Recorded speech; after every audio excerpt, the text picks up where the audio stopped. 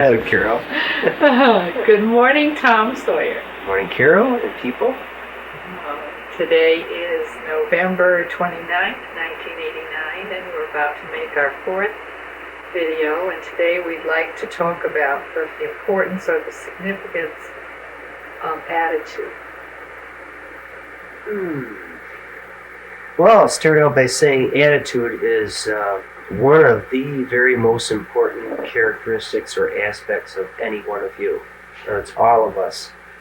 And I might even focus on the collective or the ability of collectively our attitudes in relationship to the priesthood and what we can do to be facilitators and to accomplish certain things.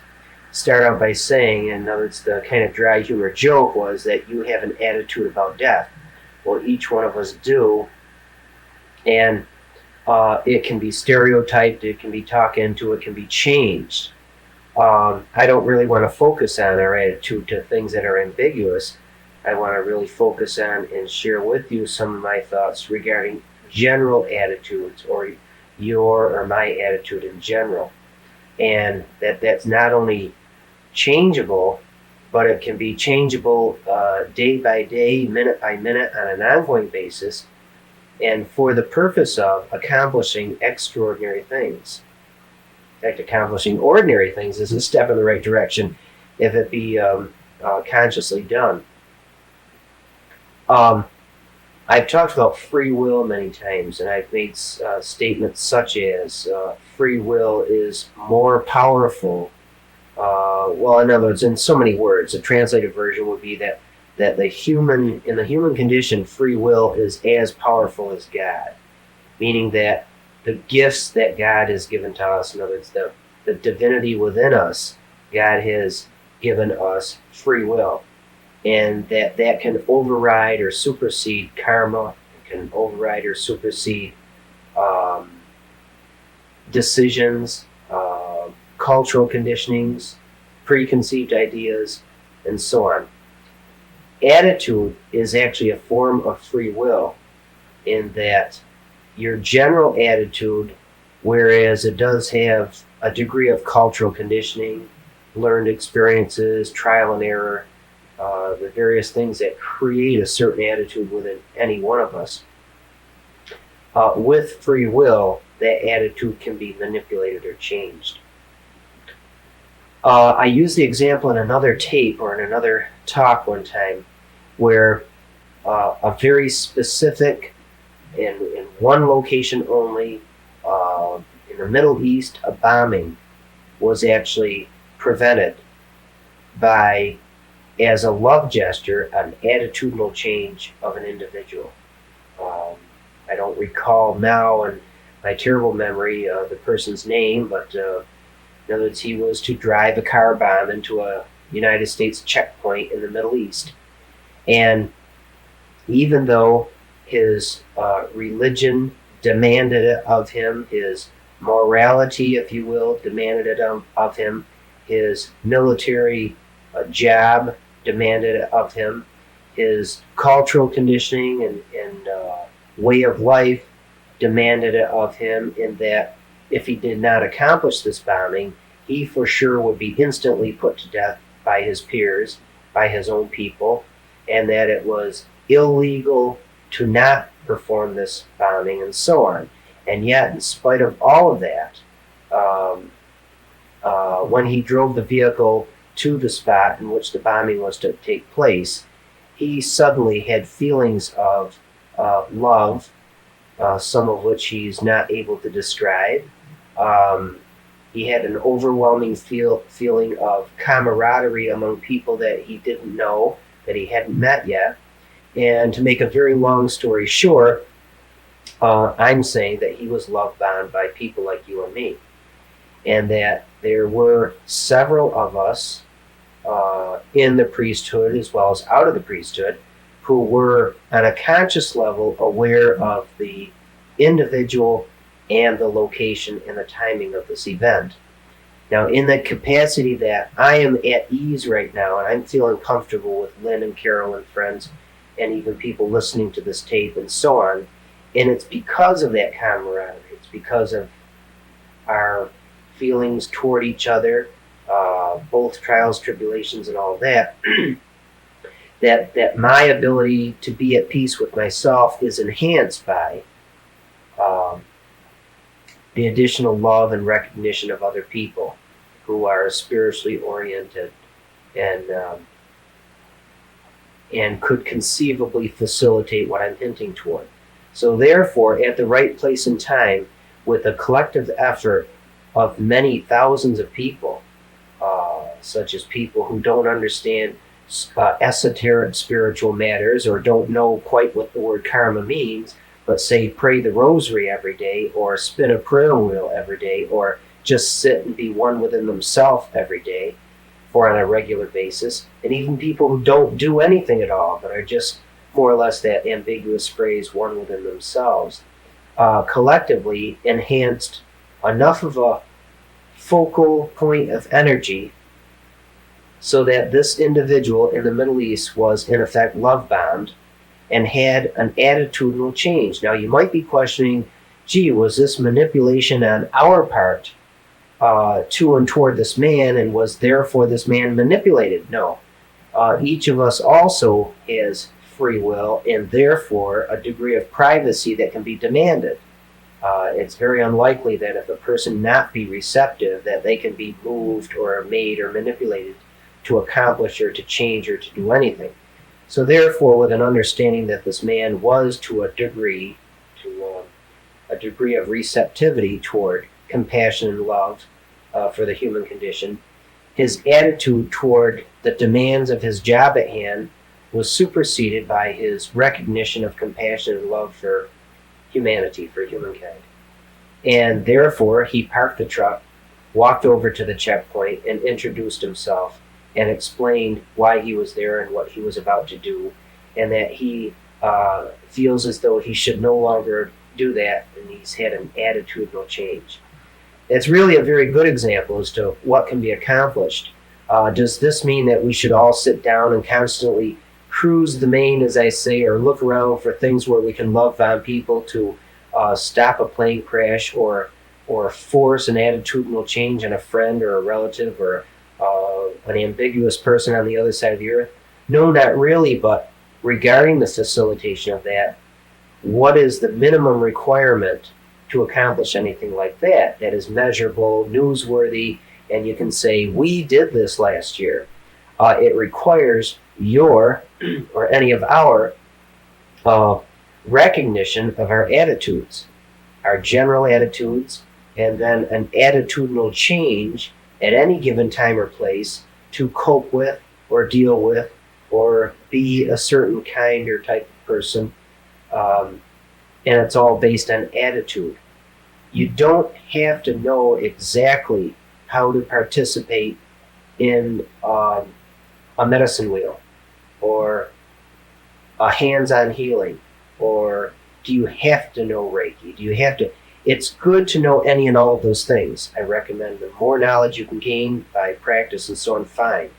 But you don't have to know that. You only have to have a certain degree of compassion for humanity and receptivity, and with that general attitude, you're really pretty well all set.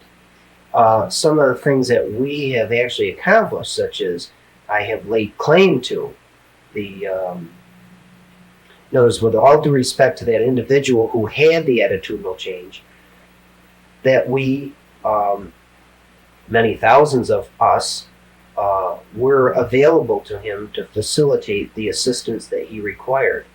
I'm saying that if we were not receptive toward his needs, and that this opportunity, and I don't know if I said I or not. Notice I want to make sure I said that we, it's a collective effort, were aware of his existence and that we were not available to assist him, that the bombing would have taken place.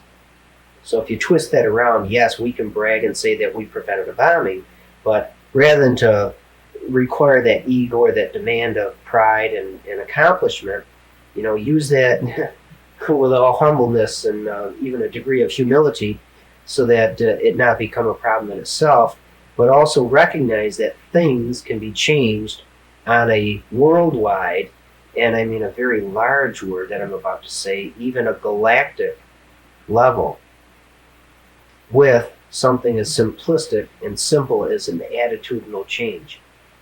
And why do I always say attitudinal change instead of just your attitude? Because in your degree of normalcy, now that's here you are listening to this tape and thinking about, geez, babbling a whole bunch of words, I'm hardly understanding him, or whatever degree of understanding you're having, you have a general attitude, and you can upgrade yourself or degrade yourself with an attitudinal change. In fact, almost everything that you accomplish or do requires a subtle degree of change of attitude. In other words, if you're being spiritually intellectual right now listening to this tape, that's one thing. Either, I'm not going to say good or bad, it's just whatever it is. But if you're, for instance, just being a friend of mine who has been with me for several hours in Sedona or wherever, and you're listening to this tape and just saying, well, there's Tom's voice again and his blue sweater, and you're not really listening to what I'm saying, you're just enjoying my company, that can be the equivalent of being highly intellectual listening to what the words that I'm saying, agreeing or disagreeing and arguing and mulling over some of the information that I'm trying to share with you. And that may or may not fit into an attitudinal change. For us to become spiritually receptive and say more loving under the general heading of unconditional love, you will probably go through an attitudinal change. You will either experience it or not, but trust me when I say, in order to do any of that, to be even receptive to that, your general attitudes will be focused on by your subconscious or superconscious, or hopefully even on a conscious level.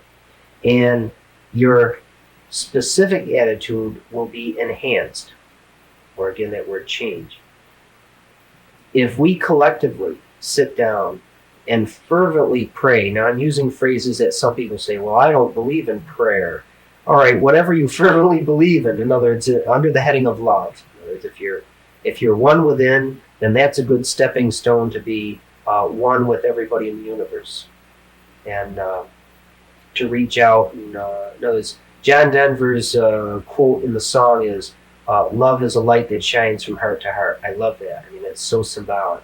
And that if you have the ability to first love yourself and have an overabundance of that to then pour outwardly to and toward other people, you can manipulate to a degree and focus that love for the purposes of positive change, positive enhancement.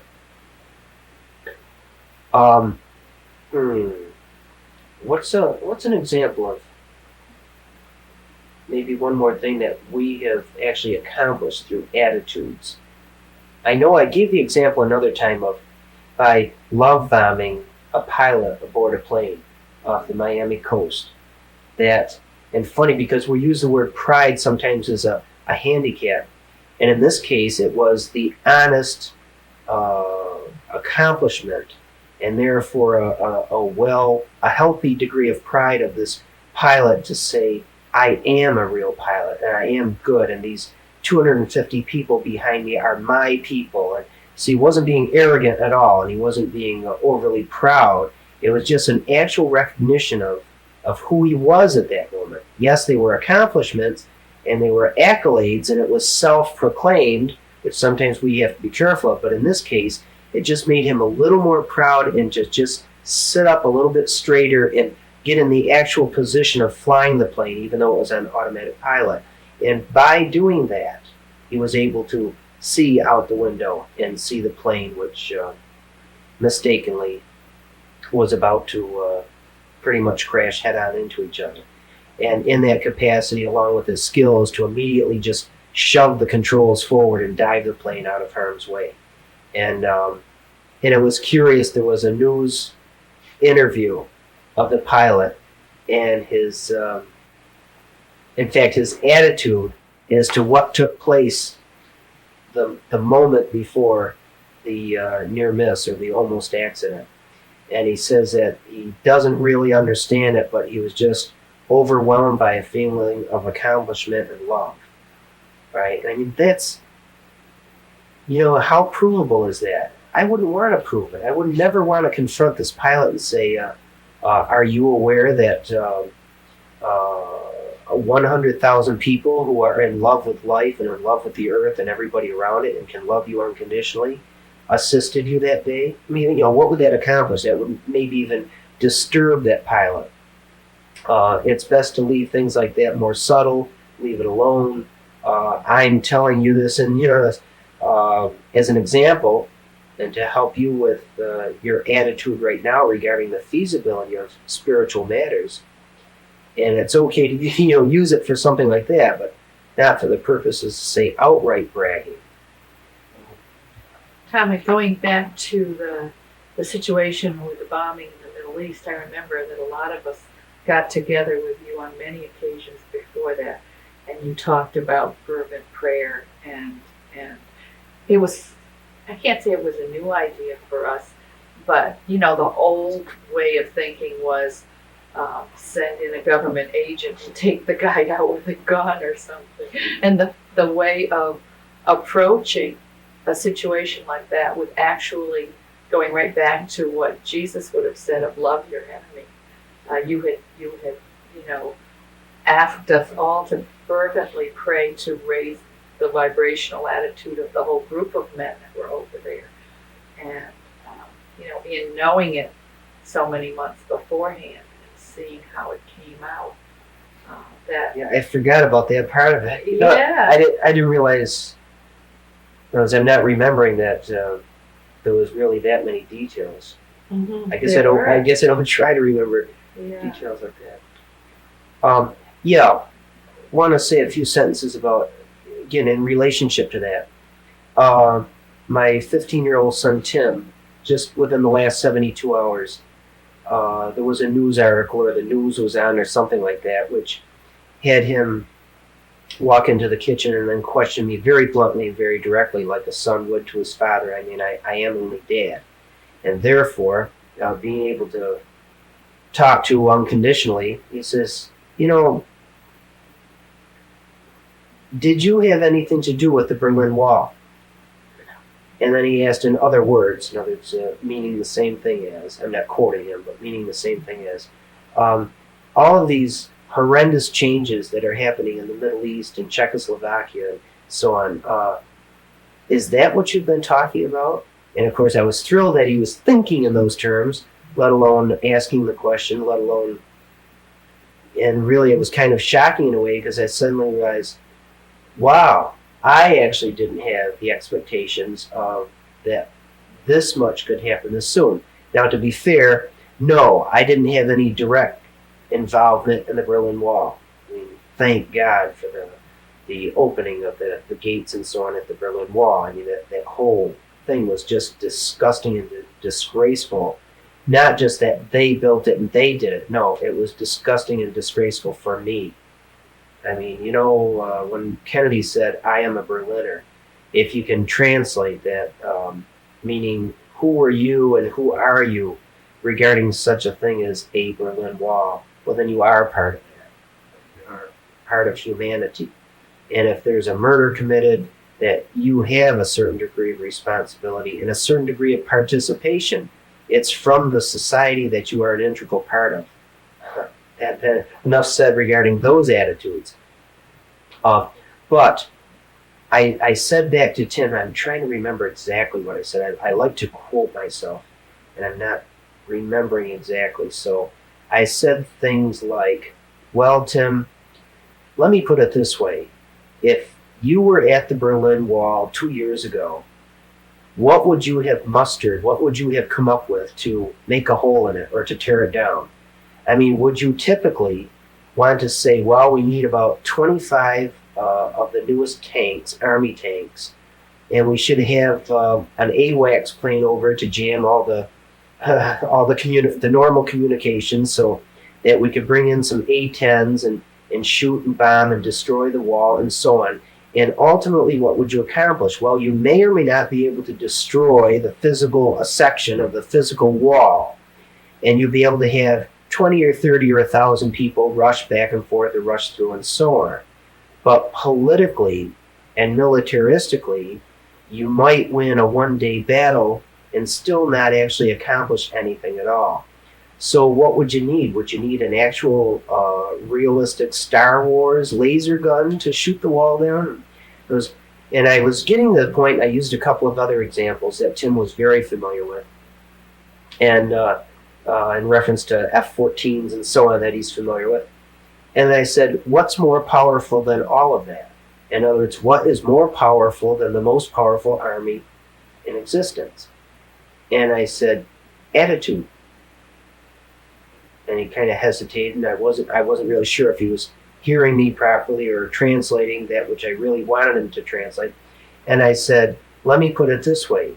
Do you think that China taking over with martial law and the dictatorship type socialistic communist system that they live under, and that everybody is forced to shut up now, and to in others that they're actually killing some of the protesters, they're a certain not genocide really, but I can't think of the right phrase.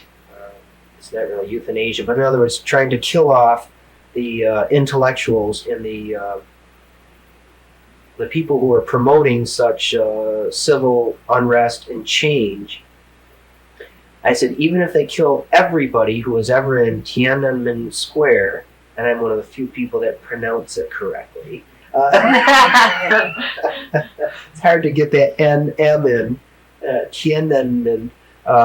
In other words, if they literally killed and got rid of everybody who was in that square and that event and that social activity did take place in history, and China will never be the same as a result of that. Who won, who lost? Well, many people lost their lives. Many people lost some of their attitudes. Many people lost and were degraded compassionately, and so on and so on and so on.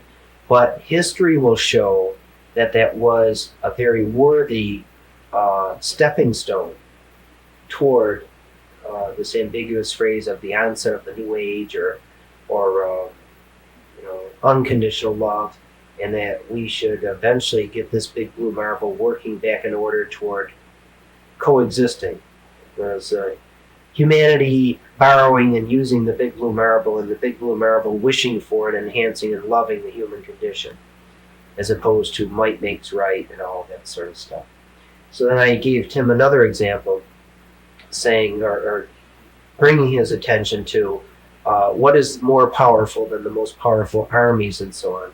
And I said, was it an attitude that has changed in the last 5 years, and then in the last 2 years, and then in the last 6 months?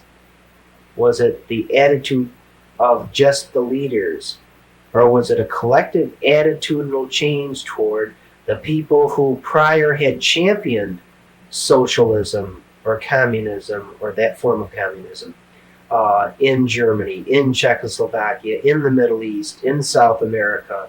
And what is really going on? Is some of this happening too fast, too soon? And typical of us, we should say, whoa, be careful, because this might be a big setup.